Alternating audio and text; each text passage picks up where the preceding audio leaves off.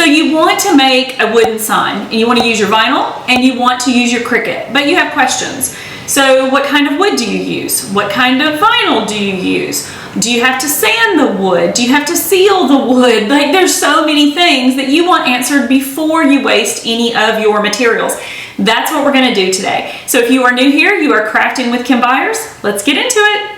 Okay, so first and foremost, let's talk about materials. What type of materials do you need if you want to create these darling signs? You're going to need a wood blank, or if you are crafty and you know how to woodwork, you may want to go to, Lowe's or Home Depot, whatever the case may be, and pick something up to work with. But what I would love to do is to go to one of my favorite craft stores and pick up a wooden blank.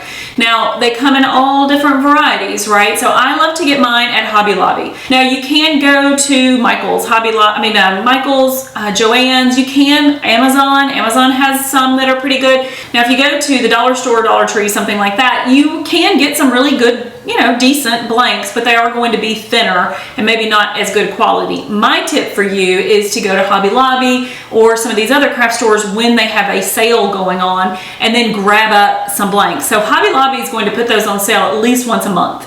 And so that's what I got, the one that I'm using today, and that's what I would recommend for you. Okay, so now that you know where to get it at, the next thing you need to know is that to apply vinyl to wood, it has to be a smooth surface. So if you go to Hobby Lobby or another store and you find something that has a really nice smooth finish, you're golden. You don't need to necessarily do anything more to the wood before you get to applying the vinyl. Don't have, smooth wood and it doesn't feel smooth to the touch, you're going to have trouble getting adhesion. So there's a couple things that we can do. So say you pick up a wood blank and when you run your hand across it, you could get a splinter. Or it's even just kind of bumpy. Maybe, when they painted it, like they didn't get all the bubbles out of the paint or whatever the case. So it's not a perfectly smooth surface. So you're going to have trouble getting that vinyl to adhere. So what you want to do is just take some fine sandpaper, not like the really coarse stuff. You want to take a fine sandpaper and you want to go over your surface. Now, the thing is, guys, is be careful here. Don't push hard and don't get too crazy with it. Like, just go lightly, and then if you need to go more lightly. Now, if you're working with coarse wood, you're probably going to need to break out a sander, like a little handheld sander, or you're going to have to really get some elbow grease in there to get all of that out. So if you have to go that route, then that's cool. Just get that done. But once you've done that, you want to clean it really well so that you don't have any of the sawdust or leftover residue on your material. Okay, so now we're still in the prepping of the wood stage.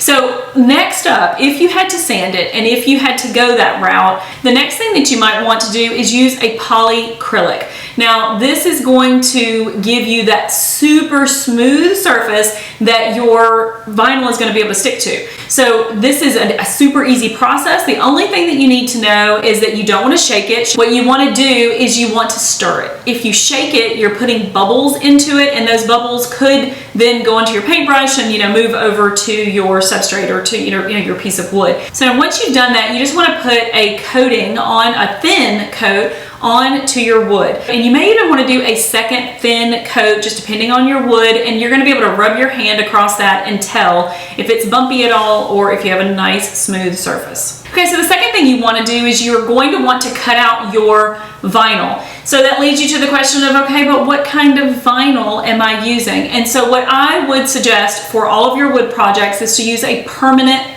vinyl. It is stronger, it's a little bit thicker, it's just a better vinyl for this type of project.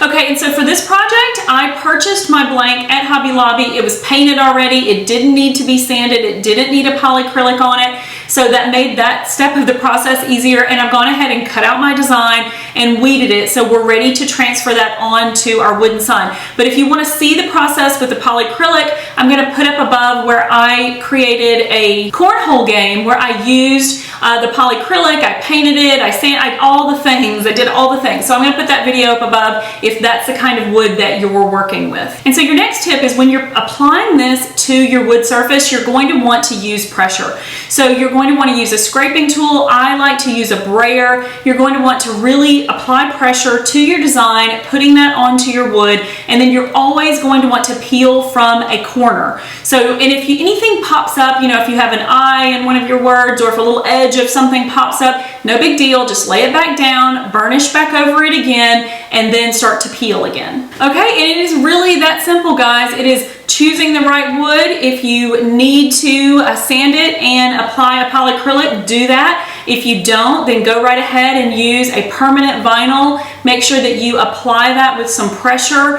and then peel it off at an angle, and you just have a beautiful sign that can be personalized. So the reason I love my Cricut, guys, I like to put my name or the person I'm giving it to or whatever, their name on everything. Okay, I hope you enjoyed that today, and if you did, I would love you to hit that subscribe button and join me for all my future videos. As a matter of fact, I popped a few up here if you want to keep crafting with me. I'll see you in the next one.